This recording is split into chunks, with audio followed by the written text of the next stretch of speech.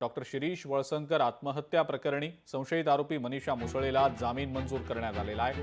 मनीषा मुसळेला तब्बल 66 दिवसांनंतर जामीन मंजूर झालाय। 1 लाखाच्या जात मुचलक्यावर हा जामीन मनीषा मुसळेला मंजूर झालाय।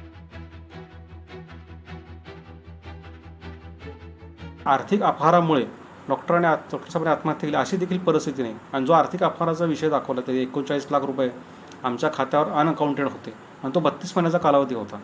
त्याच्यामुळे आमच्या खात्यामध्ये 32 महिन्यात 39 लाख रुपये दिसतात म्हणून डॉक्टर साहेबांना मानसिक त्रास झाला आणि त्यांनी आत्महत्या केली अशी देखील परिस्थिती नव्हती। आणि डॉक्टर साहेबांनी आमचे अधिकार काढून घेतले ह्याच्यामुळे व्यथित होतो असं त्यांचं म्हणणं होतं, त्याला देखील कुठलाही दुजोरा दिसून येत नाही। या सगळ्या बाबी मी न्यायालयासमोर मांडल्या आणि दोषारोपपत्र दाखल झालेलं आहे। आम्ही ट्रायल फेस करायला तयार आहे। न्यायालयाला विनंती केली, आमच्या युक्तिवाद ग्राह्य धरून न्यायालयाने मनीषाचा जामीन मंजूर केला। लोकशाही मराठी ऐका, पहा, जागरूक रहा।